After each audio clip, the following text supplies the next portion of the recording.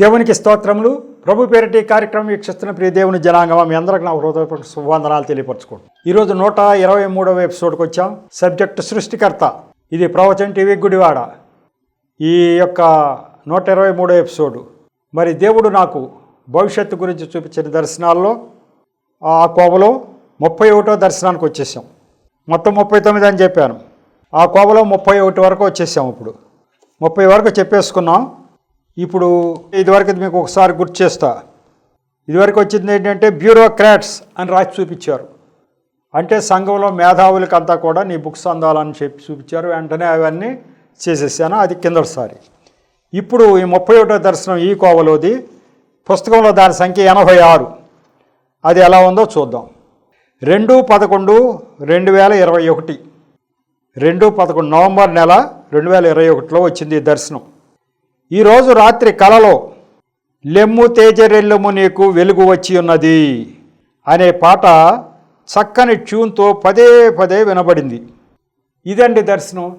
రాత్రల్లా ఈ పాట గింగురమంట వినపడుతుంది.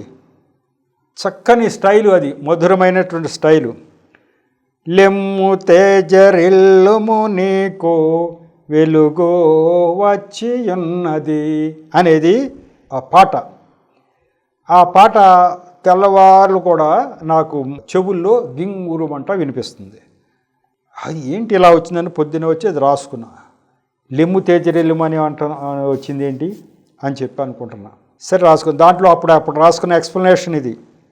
సువార్త ప్రకటించట్లో కొంత గ్యాప్ వచ్చుటచే మరలా ఆ పనికి ఉపకరించమని దేవుడు నాకు ఆదేశించినట్లు గ్రహించాను. దేవుడికి స్తోత్రం. నిజమే. సెప్టెంబర్, అక్టోబరు 2 నెలల్లో సువార్త ప్రకటన ఆగింది.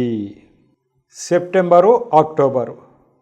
సెప్టెంబర్లో మా అమ్మగారికి అనారోగ్యం రీత్యా కొంతమేరకు సువార్త ఆగింది 2021లో. అక్టోబర్లో నాకే అనారోగ్యం వచ్చేసింది. నాకు ఫేషియల్ పెరాలసిస్ అంటే బెల్స్ పల్సీ అంటారట దాన్ని. మూతి వంకర అయింది. మూతి ఒక పక్కకే వంకర వచ్చేసింది. దాని మీద మాట సరిగా రావట్లా, ఒక కన్ను మూత పట్టలా, ఇలా ముఖంలో చేంజెస్ వచ్చేసింది. నా ముఖం నేను అద్దంలో చూసుకోలేకపోతున్నా. అంటే ముఖం అంతా శుభ్రంగా ఉంటే మనకు బాగుంటాం, కానీ ఓ పక్కకి లాగేసి ఉంటే అది అందవికారంగా ఉంటుంది. దేవుడి సృష్టిలో మనిషిని అంత అందంగా తయారు చేశాడు. ఏ కొంచెం తేడా వచ్చినా మన ముఖం మనం చూడలేము. అంటే అందం ఉండదు. అంటే అందంగా ఉండే విధంగానే ఈ సృష్టిని అంతటిని బాగా నిర్మించాడు. జంతువులే కానీ, పశుపక్షాదులే కానీ, ఏదన్నా కానీ అందంగా ఉండేటట్టుగా చేశాడు దేవుడు. మనిషిని కూడా అంత అందం ఉండేటట్టుగా అవయవ నిర్మాణం చేశాడు. ఒక్క అవయవంలో తేడా వస్తే ఇక అందం అంతా పోతుంది. అందం సంగతి అట్టి పెట్టండి, మాట కూడా రావట్లా సరిగా. అలాంటిది అక్టోబర్లో జరిగింది 2021. అందరూ కూడా నన్ను పరామర్శించడానికి వచ్చిన వాళ్ళంతా కూడా ఏమంటున్నారు? ఈయన రాత్రనక పగలనక సువార్త అని పరిగెత్తున్నాడండి. రాత్రనక మరి నిద్రపోకుండా మన దేవుడి యొక్క ఆత్మ మన మీద నిలబడి ఉండటం చేత తెల్లవారుజాము 4 గంటలకు లేచిపోవటం, తయారైపోవటం, ఆదివారం వచ్చిందంటే తెల్లవారేసరికి వెళ్ళిపోవటం, మరి ఎన్ని ఊళ్ళు అవుతాయో, ఎన్ని చర్చిలు అవుతాయో సాక్ష్యం చెప్పుకోవటం, సాయంకాలంగా రావడం జరుగుతూ ఉంది. వయసు అంతా 70 దగ్గరకు వచ్చేసింది. ఆ వయసులో అలా తిరుగుతూ ఉండటం చేత ఆరోగ్యం దెబ్బతిందా ఏంటి? ఈయన ఎక్కడో చలిగాల్లో మరి వర్షంలో తడిచాను అంతకు క్రితం. వ్యాధి వస్తుందట. వచ్చినప్పుడు కొద్దిగా కోలుకుంటున్నా. ఈ నవంబరు 2వ తారీఖున వచ్చింది కదా, అక్టోబర్లో వచ్చింది. అక్టోబర్ ఎండింగ్కి కాస్త డాక్టర్ న్యూరాలజిస్ట్కి చూపించాను. ఆయన వైద్యం ద్వారాను క్రమేణా తగ్గుతూ ఉంది. ఇక మొదలు కొద్దిగా ఆరోగ్యం మెదులు పరుగుతుందో లేదో, లెమ్ము తేజరెల్లుము నీకు వెలుగు వచ్చి ఉన్నది. లేవయ్యా లే, నీకు బాగైపోయింది అంటున్నాడు దేవుడు. అందరూ ఏమన్నారు? బాగైందని మళ్ళీ వెళ్ళబాక సువార్తకి, నువ్వు రెస్ట్ కావాలి ఈ రోజుల్లో అంటున్నారు అందరూ. కావాలని కొని తెచ్చుకోబాకు, ఆరోగ్యం పాడు చేసుకోబాకు అని అందరూ అంటున్నారు. దేవుడు ఏమంటున్నాడు? లేవయ్యా నువ్వు లే, నీకు ఆరోగ్యం వచ్చింది ఇంకేంటి అంటున్నాడు. మాట కొద్దిగా వస్తుంది, అప్పుడు మాట కూడా రాలా అంత క్రితం, మాట కొద్దిగా వస్తుంది. అమ్మో భయం వేసింది నాకు. గ్యాప్ ఒక 2 నెలలు గ్యాప్ వచ్చేసరికి దేవుడు ఊరుకోవట్లే అంటున్నాడు. అంత క్రితం అనుకునేవాడిని, నేనే దొరికానా, నన్ను పట్టుకున్నాడు ఏంటి దేవుడు అనుకునేవాడిని. కానీ తర్వాత అర్థమైంది నేను ఎంతటి ప్రియునో దేవుడికి. దానియేలు గారిని అంటాడు, నీవు బహుప్రియుడవయ్యా నాకు అంటాడు. అట్లాగే నువ్వు నాకు బహుప్రియుడవయ్యా, నువ్వే చేయాలి, నువ్వే మాట్లాడాలి, నీ నోటి ద్వారా నేను మాట్లాడాలి, నువ్వే చేయాలి అని అంటున్నాడు. ఆయనకి ఇష్టం నేనంటే, నువ్వే లేవాలి, నువ్వే చేయాలంటున్నాడు. కాబట్టి ఈ పాట ద్వారా నాకు అర్థమైపోయింది ఏంటంటే, నువ్వు కూర్చోటానికి వీల్లేదు, సువార్తకి వెళ్ళాలి అని చెప్పేసి దేవుడు చెప్తున్నాడు. మరి ఇది ఎప్పుడు అమల్లోకి వచ్చిందయ్యా అంటే, మరి అప్పటికప్పుడు మనం బయలుదేరం కదా, కొద్దిగా ఆలోచించుకుంటాం కదా, రాగానే వెళ్ళం కదా. ఇది 4 నెలల తర్వాత అమల్లోకి వచ్చింది. మార్చి 2022, ఇంకా నవంబర్లో వచ్చింది. 4 నెలల తర్వాత మళ్ళీ నేను సువార్తకి వెళ్ళటం జరిగింది. ఎలా వచ్చిందని తర్వాత దర్శనాల ద్వారా చెప్తా. కాబట్టి ఈ 4 నెలల తర్వాత ఎట్లా వచ్చిందంటే, ముందు టీవీ పరిచర్య చేయమని ఎప్పుడో చెప్పాడు దేవుడు, అంతవరకు చేయలే. 2018లో చెప్పేశాడు, నేను టీవీలో చెప్తున్నట్టు ఇదంతా నేనే ఏర్పాటు చేశా అన్నాడు. దగ్గర 4 సంవత్సరాలు అయిపోతుంది. ఆ టీవీ పరిచర్యకి దేవుడు అంకురార్పణ చేశాడు. అదంతా కూడా ఆయనే సమస్తం సమకూడి జరిపేశాడు. టీవీ ముందు నిలబడి విధిగా దేవుడు చేసేసాడు అంతే. ఆ కార్యక్రమం అంతా నాకే ఆశ్చర్యం, మిరాక్యులస్. ఆ టీవీ స్టూడియో వాళ్ళు నా వెంటబడి ఒక ఎపిసోడో 2 ఎపిసోడో చెప్పిన చాలు, రండి అని నా వెంట పడటం, నేను వెళ్ళటం, అక్కడ మాట్లాడటం మొదలు పెడితే దానంతరదే మాటలు వచ్చేయటం.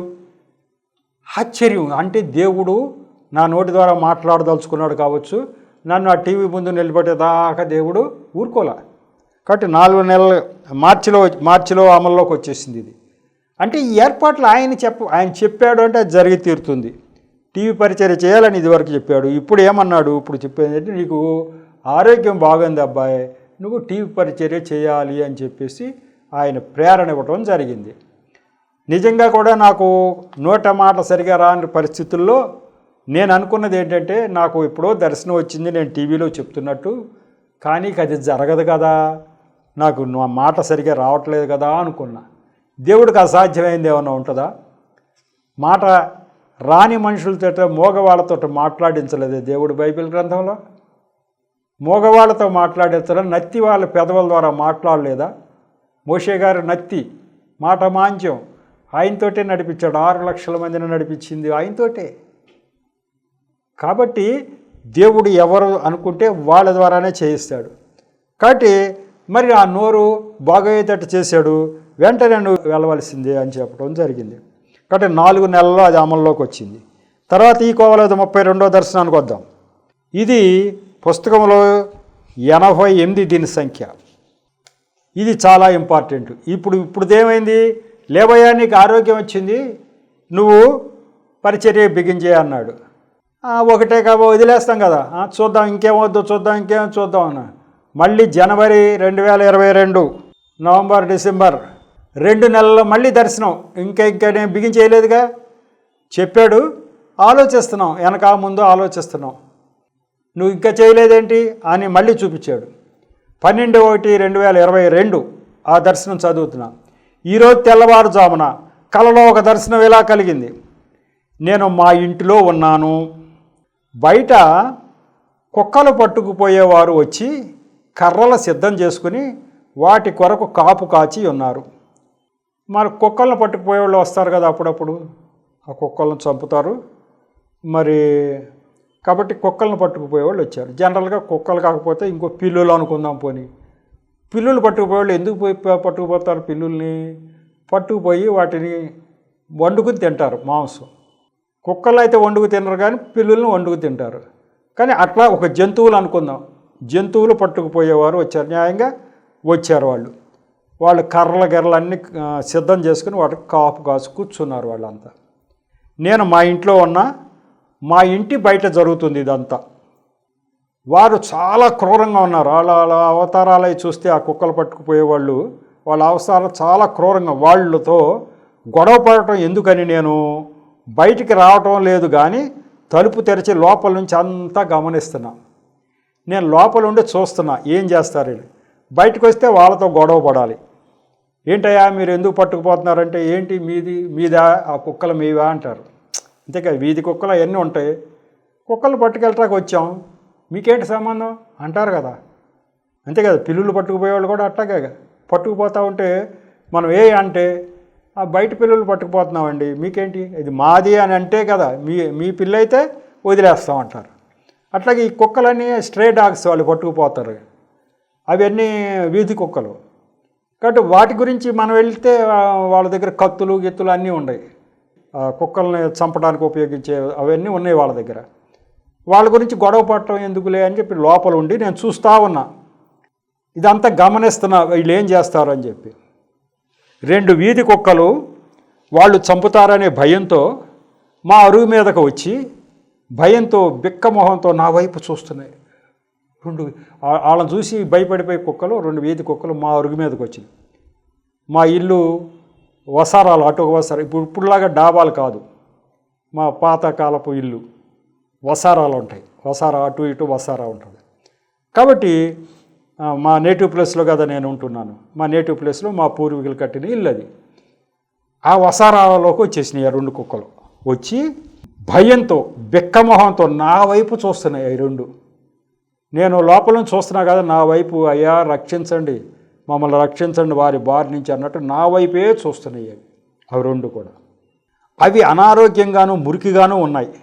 నేను కాపాడగలనేమో అనేవి మా ఇంటి అరుగు మీదే ఉండి నా వైపే చూస్తున్నాయి. నేను మనసు మార్చుకుని ఎప్పుడైనా బయటకు వచ్చి వాళ్ళని అదిలించి పొండి వీటిని పట్టుకోవద్దు అని నేను వాటిని రక్షిస్తానేమోనని అవి నా వైపే చూస్తున్నాయి. నేను ఎంత తమాయించుకున్నా మరి బయటికి వెళ్ళకోకుండా ఉండాలనుకుంటున్నా, కానీ వాటి చూపు, ఆ చూపులో నాకు చాలా జాలి దయ కలిగిపోతుంది అనమాట. అట్లా చూస్తున్నాయి అవి, మమ్మల్ని రక్షించండి అయ్యా అన్నట్టు చూస్తున్నాయి. వాటిని రక్షించాలంటే ఆ మనుషులతో గొడవ పడాలి. మరి వాళ్ళు కత్తులతో ఉన్నారు, వాళ్ళ మీద గొడవ పడాలి. నాకెందుకు ఈ రిస్కు అని నేను వాటి వైపు చూచట్లేదు, అటువైపు చూడనట్టుగా చూస్తున్నాక. చూస్తే అవి నా వైపే చూస్తున్నాయి, నాకు జాలి కలుగుతుంది. నేను బయటికి వెళ్తే నాకు రిస్కు, వాళ్ళతో ఏమైనా గొడవ పడాల్సి వస్తుంది అని చెప్పి వాటి వైపు చూడనట్టుగా నటిస్తూ ఉన్నా. అప్పటికే వాళ్ళు వేరే ఒక కుక్కను చంపేసి చీల్చేస్తున్నారు. వేరే ఒక కుక్క వచ్చింది, పట్టేశారు, చంపేశారు, దాన్ని చీల్చి పారేస్తున్నారు. మా అరుగు మీద ఉన్న వాటిని కూడా చంపేస్తారు అనుకుంటా అని నేను అనుకుంటున్నా. కానీ లోపల ఆందోళన, ఇక తర్వాత ఈ 2 కుక్కలను కూడా వాళ్ళు వచ్చి చంపేస్తారు కావచ్చు అనుకుంటున్నా. కానీ వాటిని రక్షించే ప్రయత్నం చేయటల్లా, కానీ తెగించి వాళ్ళని ఎదిరించి వీటిని రక్షించే ప్రయత్నం అయితే చేయటల్లా. నేను లోపలంతా బాధ, భారం, అయ్యో వీటిని నేను రక్షించలేకపోతున్నాను, కానీ రిస్క్ ఎందుకని ధైర్యం చేసి బయటికి వెళ్ళట్లా. ఇంతలో మెళకువ వచ్చేసింది, లోపల భారం. అవి అలా దీనంగా చూస్తుంటే వాటిని రక్షించొద్దా నేను అని లోపల భారం. కానీ వాళ్ళతో ఈ రిస్క్ ఎందుకు నాకు అని లోపల ఉండి వెళ్ళట్లా. ఇంతలో మెళకువ వచ్చేసింది. ఏంటంటే దీంట్లో అర్థం అంటే, అవి అంత దీనంగా నా వైపు చూడటం ఏంటి, నన్ను రక్షించండి రక్షించండి అని చూడటం ఏంటి, నేనేమో రిస్క్ ఎందుకులే అని అనుకోవటం ఏంటి, ఇట్లా జరుగుతుంది. ఈ కళ ద్వారానే రాసుకున్న ఎక్స్ప్లెనేషన్. ఈ కళ ద్వారా రిస్క్ అని భావించకుండా నశించిపోవచ్చున్న ఆత్మల పట్ల భారం కలిగి సువార్త ప్రకటించమని దేవుడు నన్ను ఆదేశించినట్లు గ్రహించాను. అప్పుడు పొద్దున్నే లేచి ఇదంతా రాసేసుకున్నా, అర్థమైంది ఏంటి ఈ కళ. ఇదివరకు లెమ్ము తేజరెల్లుమని 2 నెలల క్రితమే చూపించాడు, నేను ఇంకా లేవలా, వెళ్ళటల్లా. టీవీ పరిచర్య వాళ్ళేమో 2 అంటే నేను వెళ్ళటల్లా. ఇట్లా ఉంది. ఎప్పుడో టీవీ పరిచర్య చేస్తున్నట్టు చూపించాడు 2, ఇప్పుడేమో ఇట్లా చూపించాడు. ఇప్పుడేమంటున్నాడు, నీ కళ్ళెదురే పట్టుకుపోతున్నారయ్యా, ఆత్మలో నశించిపోతేనే ఎంతోమంది చచ్చిపోయి నరకానికి వెళ్ళిపోతున్నారు. సాతానుడు లాక్కుపోతున్నాడు నరకానికి. నువ్వు వాళ్ళని రక్షించాలి. ఎట్లా రక్షించాలి? రిస్క్ అయినా కూడా నువ్వు సువార్త ప్రకటి. అదేంటంటే సువార్త ప్రకటిస్తే రిస్కా అంటే, రిస్క్ ఉంది. నేను సువార్త ప్రకటించిన దాంట్లో చాలా రిస్క్ ఉంది. దేవుడు ఆత్మ నా మీద ఉంటుందేమో, సూటిగా తేటగా వెళ్ళిపోద్ది వాక్యం మాట. నేను ఒకటే మాట నా సాక్ష్యం అని బిగించేస్తాను ఎక్కడికి వెళ్ళినా. నా సాక్ష్యం ఏంటంటే, ఈ సృష్టికర్త, సృష్టిని నిర్మించిన ఆయన, బైబిల్ గ్రంథంలో దేవుడు ఒక్కడే. ఆయన ఇవాళ ఇది ఇచ్చాడు అది ఇచ్చాడు అనే సమస్య లేదు. అసలు నా పుట్టుకకు కారణం ఆయనే. నేను బ్రతికి బట్ట కట్టగలుగుతున్నానంటే ఆయనే కారణమని నాకు తెలిసింది. కాబట్టి నేను యేసు ప్రభువుని ఎందుకు అంగీకరించావు, నీకేమైనా వచ్చిందంటే నాకేమీ రాలా, ఇంకా నాకు నష్టమే కలిగింది. అయినప్పటికీ యేసు ప్రభునే అంగీకరిస్తున్నా. ఎందుకంటే ఆయన దేవుడు కాబట్టి, ఆయన సృష్టికర్త కాబట్టి, ఆయన నన్ను నిర్మించిన ఆయన కాబట్టి. అందరూ ఏమంటారు, యేసు ప్రభువు దగ్గరికి వస్తే కష్టాలు పోతాయని వస్తారు.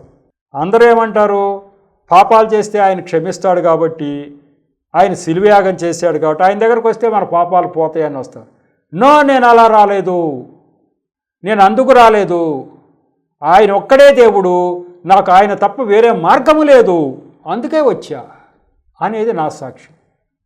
వేరే మార్గము లేదు, ఈ లోకములో ఈయనొక్కడే దేవుడు అని నేను గ్రహించి వచ్చా అనేది నా సాక్ష్యం. ఇంత సూటిగా చెప్తావు, ఎవరో చెప్తున్నారు. ఇంత సూటిగా చెప్తే రిస్క్ కదా? రిస్కే, నాకు రిస్కే. మా కజిన్ బ్రదర్ వాళ్ళ అబ్బాయి పాస్టర్గా ఉన్నాడు ఒక ఆయన చర్చికి ఒకరోజు సాక్ష్యం చెప్తాకి వెళ్ళా. ఎంత సూటిగా తేటగా చెప్పేశా. ఆయన ఒక్కడే దేవుడు, మిగతా దేవుళ్ళు అనేక మంది అనుకుంటూ ఉంటారు. కానీ నేను నా యొక్క మనస్సాక్షి చెప్పిన ప్రకారం, నా యొక్క జ్ఞానం అందినంత మేరకు ఈయన ఒక్కడే దేవుడు, ఆయన ఒక్కడే మార్గము మనం పరలోకానికి వెళ్ళటానికి అని నేను గ్రహించి వచ్చాను. నాకు ఆయన ఏమి ఇచ్చినా ఇవ్వకపోయినా నేను ఖచ్చితంగా ఆయన పాదాలే పట్టుకుంటాను. ఎందుకంటే ఆయన ఒక్కడే సృష్టికర్త, ఆయన ఒక్కడే దేవుడు కనుక అని చెప్పినప్పుడు అంతా అయిపోయిన తర్వాత ఆ అబ్బాయి, పెదనాన్న ఇంత సూటిగా చెప్తే మరి వాళ్ళకి అన్యజనులకు కోపం వస్తుంది కదా, మేమే ఇలా చెప్పము, మన దేవుడు యేసుప్రభు గొప్పవాడు అంటాం అంతే, ఆయన ఒక్కడే దేవుడు అని అంటే వేరే వాళ్ళ దేవుళ్ళు కాదు అంటావా అని వాళ్ళు అర్థం తీసుకుని అడుగుతారు. మేము చెప్పము. ఇప్పుడు సరే నువ్వు ఒక్కరోజు వచ్చావు చెప్పావు కాబట్టి వాళ్ళు మమ్మల్ని అడిగినా ఏమోనండి, ఆయన సాక్ష్యం అదే ఆయన చెప్పుకున్నాడు, నేను ఎప్పుడూ అనలేదుగా మిమ్మల్ని, మీ దేవుళ్ళు కారని నేను ఎప్పుడన్నా అన్నానా అని అంటుంటా నేను, నన్ను అడిగినా. ఆయన సాక్ష్యం అట్లా చెప్పుకున్నాడు అంటాం. ఒకరోజు కాబట్టి సరిపోయింది పెదనాన్న. రోజు చర్చిలో ఉండే మేము అలా చెప్పిన పక్షం అయితే మమ్మల్ని అక్కడ చర్చిని నడపనిస్తారా అన్యజనులు అందరూ కలిసి? మా దేవుడు కాదంటావా, కాదు అనే అర్థం వచ్చేటట్టుగా ఆయన ఒక్కడే దేవుడు అంటావా అని విరుచుపడతారు అని అన్నాడు. ఏవో బాబు లోపల ఉన్నటువంటి తీవ్రత మంట అలా ఉందని చెప్పడం జరిగింది. ఎందుకు చెప్తున్నానంటే రిస్క్, అది రిస్కా కాదా? రిస్కే. మామూలుగా చెప్పేవాళ్ళు అయితే యేసు ప్రభువుని నమ్మండి, మీ పాపాలు పోతాయి, మీకు జబ్బులు పోతాయి, మీకు స్వస్థతలు వస్తాయి, మీకు దీవెనలు వస్తాయి అనే చెప్పేది అయితే అది ప్రాస్పరిటీ గాస్పెల్ అంటారు దాన్ని. అలా చెప్పే పక్షం అయితే ఎవరు ఏమనరు, సరే చెప్పుకొని అంటారు. మన దేవుడు వాళ్ళ దేవుడి గురించి వాళ్ళు చెప్పుకున్నారా అంతే అంటారు. కానీ ఈయన ఒక్కడే దేవుడు అనే పదం వాడితే మట్టుకే వాళ్ళకి కోపం వస్తుంది. అది రిస్క్. అట్లాగే మరి సందర్భం చెప్తున్నా, ఇదంతా కూడా నా స్వయం అనుభవాలు, స్వానుభవాల రంగరించి మీకు చెప్తూ ఉన్నా. ఈ జ్ఞానం మీకు అవసరం కాబట్టి. దేవుడు ఆత్మ నా మీద నిలవకపోతే అంత సూటిగా నేనెందుకు చెప్తా? నేనేమైనా పిచ్చోడినా? జనానికి కోపం వచ్చేట్టు నేనెందుకు చెప్పాలి? హాయిగా పైకి చెప్పుకెళ్ళిపోవచ్చుగా. ఇట్లా సూటిగా చెప్పి వాళ్ళతో కోపం తెప్పించుకోవటం ఎందుకు? అది నా చేతిలో లేదు. అదే ప్రవక్త పిలుపు. ప్రవక్త పిలుపు అంటే అదే, నా చేతిలో ఉండదు. దేవుడే నా నోటి ద్వారా మాట్లాడతాడు సూటిగా తేటగా. ఇలాగ ఒక గ్రామంలో ఇలా సూటిగా నేను సాక్ష్యం చెప్పేశా. బయట ఉన్నటువంటి అన్యజనులు నా మీద కోపంతో కాపు కాచి కూర్చున్నారు, ఎప్పుడు బయటకు వస్తాడా అని చెప్పి. చర్చి అవుతుండగానే పాస్టర్ గారికి ఫోన్ చేశారు, ఎవరు ఇప్పుడు సాక్ష్యం చెప్పింది, ఆయన బయటికి రమ్మానండి అంటున్నారు. ఆయన నాకు సై చేసి, ఇలా బయట నుంచి ఫోన్ వస్తుందండి, మీరు సాక్ష్యం చెప్పారు కదా, మిమ్మల్ని బయటికి రమ్మంటున్నారు, మరి ఏం గొడవ అవుతుందో అన్నాడు. ఏమవుద్దో చూద్దాం, ఏమన్నా అయిపోయినాయి కాక మనం మాట్లాడామా, దేవుడు మాట్లాడాడు. సరే నేను బయటికి వెళ్తానని చెప్పాను. బయటకు వచ్చాను. వాళ్ళు బయట వచ్చి ఇద్దరు అందములు అనుకుంటా. వాళ్ళు, నువ్వేనా సాక్ష్యం చెప్పింది? నేనే. ఏంటి, ఒక్కడే దేవుడా? మా దేవుళ్ళందరూ దేవుళ్ళు కారా ఏంటి? ఒక్కడే దేవుడని వచ్చానంటున్నావు? అంటే నేను అందుకు వచ్చానండి అని నేను అన్నా స్వామిని. నువ్వెవరవయ్యా అట్లా చెప్పటానికి? నువ్వు అసలు ఎవరు, నీదే ఊరు, నువ్వు ఎందుకు ఇక్కడికి వచ్చావు, ఇక్కడ చెప్పాల్సిన అవసరం నీకేంటి అన్నాడు. నువ్వు మళ్ళీ ఈ ఊరు వచ్చావంటే మట్టుకి మర్యాద ఉండదు, నువ్వు రాటాకి లేదు అన్నాడు. సరే అన్న, అంతకంటే ఏమంటావు? నేను ఒక్క మాట మాట్లాడాలి, ఎంత దూషించి నేను ఒక్క మాట కూడా మాట్లాడాలి. చర్చి మెంబర్స్ అందరు బయటకు వచ్చేసారు. వాళ్ళకి చుట్టాలయ్యే వాళ్ళు ఉంటారు కదా మెంబర్స్, వాళ్ళని బ్రతిమాలుతున్నారు. అయ్యా ఆయన తెలుసో తెలియకో వచ్చాడు, ఇక్కడి నుంచి రాడయ్యా, ఆయన్ని వదిలేసేయండి, ఆయన ఏం చేయబాకనండి. అంటే నన్ను కొడతారేమో అని వాళ్ళు కొట్టడానికే సిద్ధంగా వచ్చారు. వాళ్ళు ఇక్కడి నుంచి రాడయ్యా అని వాళ్ళు సర్ది చెప్పడం జరిగింది. వాళ్ళు ఏంటంటే ఈయన్ని రక్షించాలి మనం, వీళ్ళు మరి చెడ్డవాళ్ళు, వీళ్ళ చేతిలో ఏమైనా ఆయనకి ప్రమాదం జరుగుతుంది అని వాళ్ళు.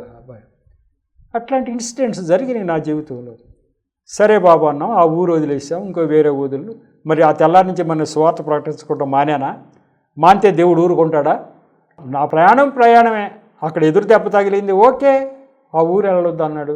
సరే కానీ అది ఎంతకాలం అవుద్దో, అట్లా వెళ్ళిపోతుంది. కాబట్టి రిస్క్ ఉందా లేదంటే ఉంది. ఎప్పుడు రిస్కు?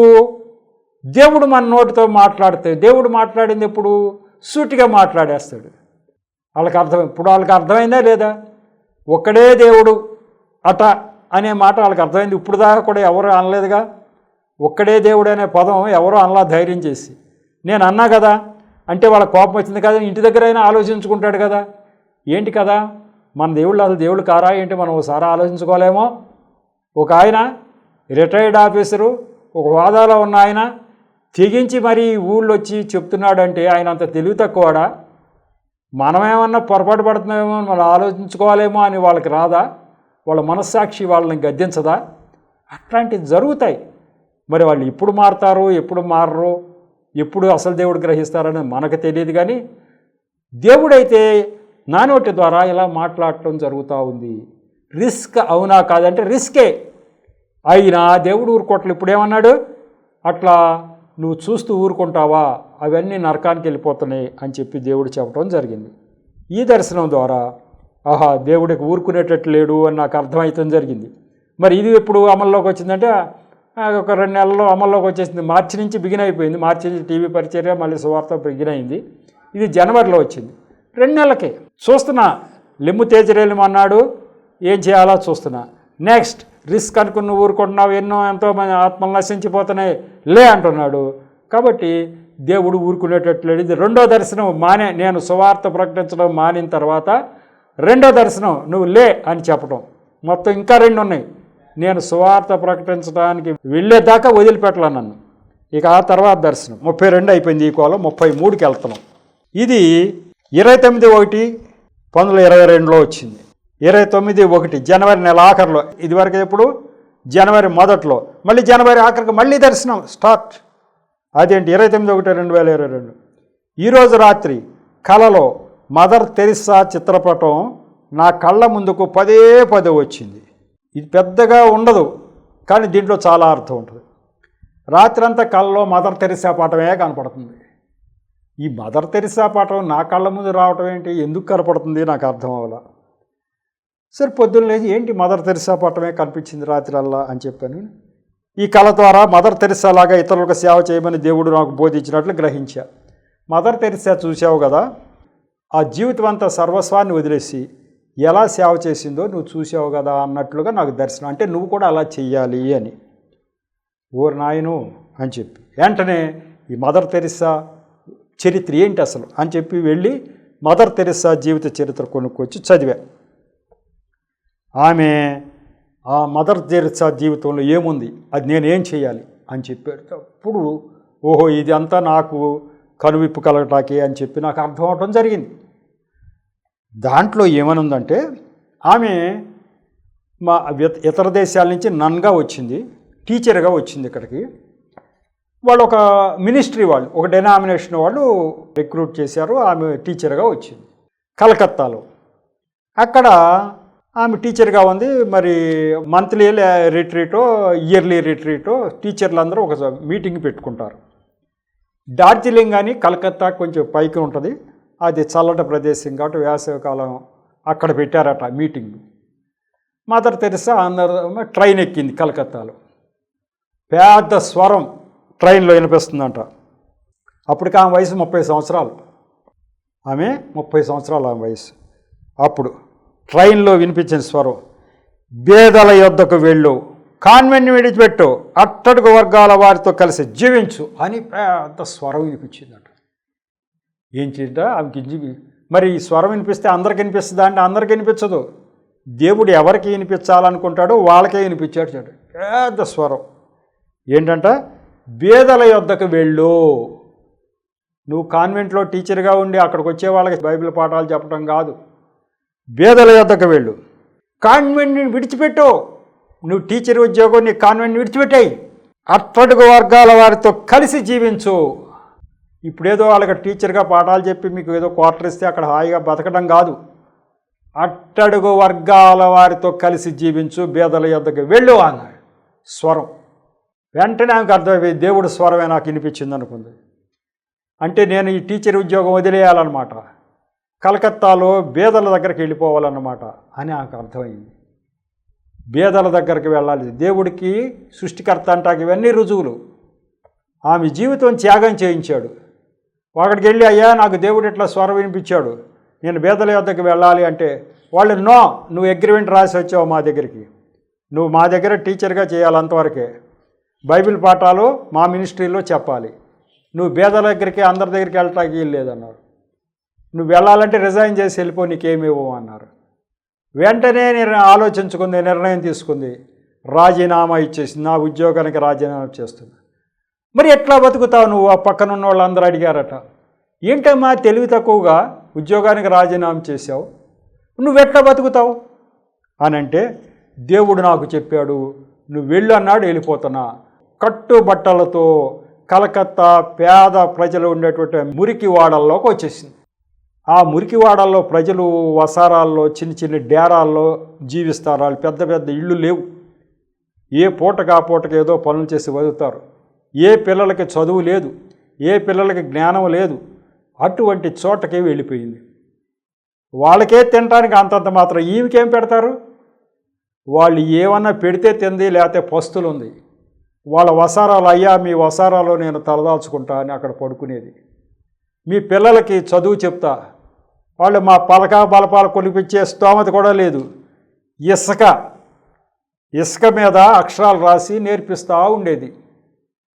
పిల్లలందరిని పోగు చేసి ఆ చింపిరి చుట్లు ఉన్నటువంటి పిల్లలందరికీ తలలు దువ్వి, మరి పెద్దవాళ్ళు ఏదో ఆ పని పాటల్లో పడిపోతారు కదా, తలలు దువ్వి అట్లా అక్షరాలు నేర్పిస్తూ ఉంది. ఒకరు వాళ్ళు ఏ గంజి తాగితే గంజే కొద్దిగా పోస్తే తాగేదే, లేకపోతే లేదు. అప్పుడు వాళ్ళ మనసులో సంచలనం, ఈ అమ్మాయి ఎవరు? ముట్టుకుంటే మాసిపోయేటువంటి శరీర ఛాయ, ఎట్లా ఉంటారు తెలుసుగా విదేశీయులు.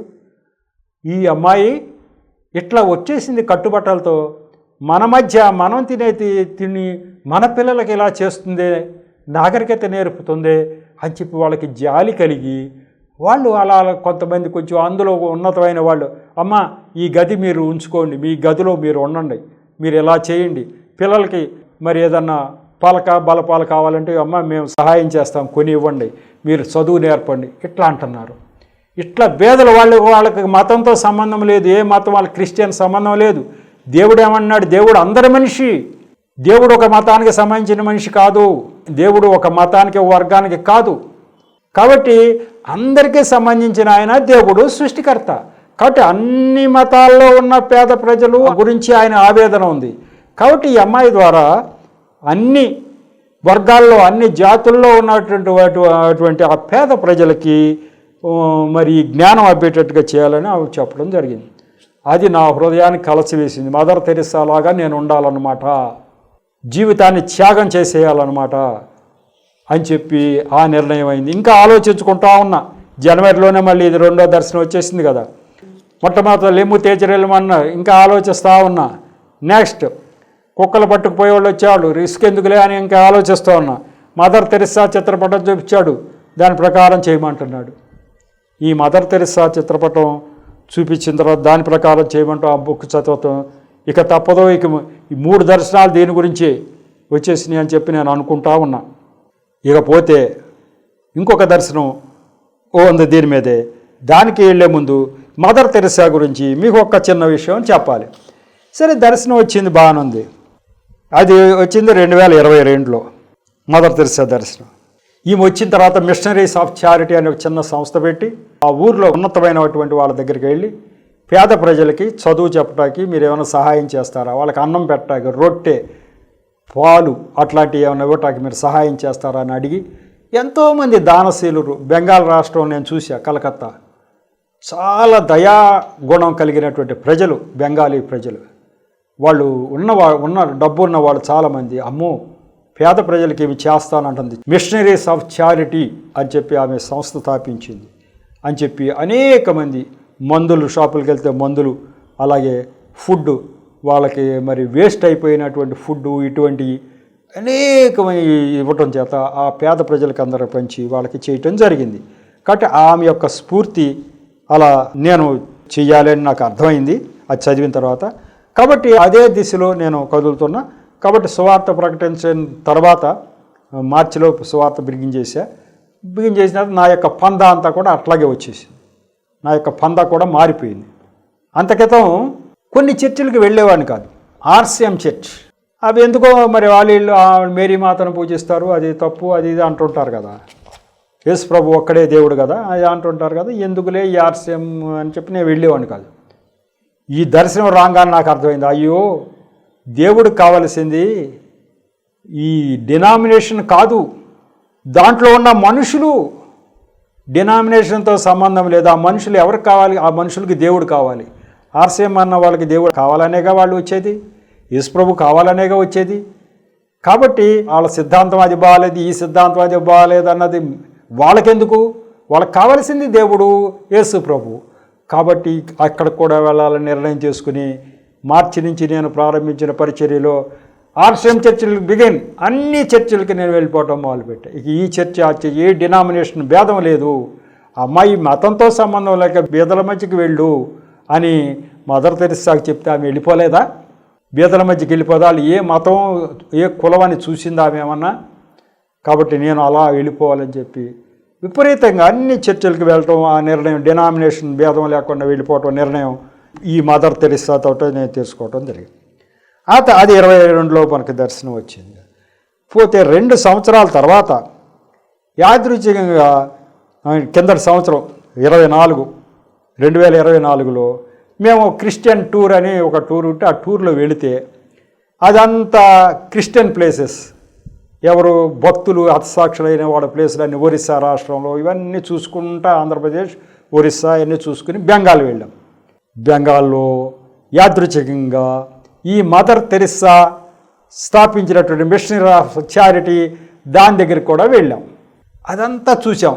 ఆ మదర్ తెరెసా సమాధి దగ్గర నివాళులు అర్పించాం. అక్కడ ఉన్న బుక్లో మా కామెంట్స్ రాసాం. మరి అక్కడికి వెళ్ళి ఆ యొక్క పరిచర్య కదా ఇప్పటికీ అది నడుస్తూ ఉంది. ఆమె తదనంతరం వేరే వాళ్ళు నడిపిస్తున్నారు. ఆ మిషనరీస్ ఆఫ్ చారిటీ నడిచే విధానం అంతా మేము చూసాం. యాదృచ్ఛికంగా అక్కడ ఉన్నటువంటి ఆ నన్స్లో ఒక సిస్టర్ తెలుగు అమ్మాయి ఉంది. అమ్మ నువ్వు ఎట్లా వచ్చావు? మరి బెంగాల్ కదా అది అని అంటే, మదర్ తెరెసా ఎప్పుడో ఆంధ్రప్రదేశ్ తిరుపతి వైపుకి వచ్చిందట. అప్పుడు ప్రభావితమయ్యి ఒక సిస్టర్ క్రిస్టియన్, అమ్మ నేను మీతో పాటు వస్తానంటే అవి తీసుకెళ్ళిపోయింది. సేవాభావం ఉంటుంది కదా, క్రిస్టియన్స్కి సేవాభావం ఉంటుంది కదా. అమ్మ మీలాగా సేవ చేయాలి, మీతో పాటు వచ్చేస్తాడరా, తీసుకెళ్ళిపోయిందంట. ఇప్పుడు ముసలాం అయిపోయి ఉంది అక్కడ. మీరు ఎట్లా వచ్చారు ఆంధ్రప్రదేశ్ నుంచి ఇక్కడికి అని అడిగితే ఆమె చెప్పింది ఇది కథ. ఆమె వచ్చిన రోజుల్లో నేను చిన్నపిల్లని, అప్పుడు ఆమె నన్ను తీసుకొచ్చేసింది, ఇక్కడ ఇట్లా సేవ చేస్తున్నా. మరి క్రిస్టియన్స్ ఎంత త్యాగపూరితమైన జీవితాలు, నన్స్ ముఖ్యంగా వాళ్ళ జీవితాలు ఏమి ఉండవేక, వాళ్ళ పెళ్ళిళ్ళు, వాళ్ళ కుటుంబాలు ఏమి ఉండవు. నిరంతరం ఇతరులకు సేవ చేయటమే, ఇతరులకు సహాయపడటమే. అది యేసు ప్రభువారు కోరుకున్నది, యేసు ప్రభువారు క్రైస్తవుల్లో చూడదలుచుకున్నది, క్రైస్తవులు ధరించుకోవాల్సింది దాన్ని. యేసు ప్రభువును ధరించుకుని జీవించిన వాడు క్రైస్తవుడు. ఇక ఇట్లా ఉండాలి క్రైస్తవుడు అన్నవాడు. ఇలా లేకుండా పేరుకు క్రైస్తవులు అని చెప్పుకుని లోపలంతా దయాదాక్షిణ్యం లేకుండా కాఠిన్యంగా ఉండేవాళ్ళు వాళ్ళు క్రైస్తవులు కారు. వాళ్ళు అర్హులు కారు ఆ స్థానానికి, దేవుడు కోరుకున్న స్థానానికి వాళ్ళని తీసుకెళ్ళడు. అసలు క్రైస్తవులు ఇలాగే ఉండాలి. కాబట్టి ఈ రకంగా ఆ యొక్క మదర్ తెరెసా యొక్క దర్శనం నాకు దేవుడు చూపించడం, దాని ప్రకారం డినామినేషన్ భేదం లేకుండా నేను వెళ్ళటం, మరి అవన్నీ దేవుడు మరి కిందటి సంవత్సరం ఇవన్నీ చూసే అవకాశం కలిగడం నా యొక్క ధన్యతగా భావిస్తూ ఉన్నా. ఇంతటితో 123వ ఎపిసోడ్ను కూడా ముగించుకుందాం. దేవుడి యొక్క మాటల సాక్ష్యాన్ని దీవించుడుగా చిన్న ప్రార్థన చేసి ముగిస్తా. కృపగల దేవా, మహాపరిశుద్ధుడా, ప్రేమగల తండ్రి, ప్రభా మీకు వందనాలు స్తోత్రాలు చెల్లించుకుంటాం. ఈరోజు ఈ 123వ ఎపిసోడ్ను కూడా తగిన నడిపింపు ఇచ్చారు. నన్ను మరుగుపరిచి నా నోటి ద్వారా మీరు మాట్లాడారు.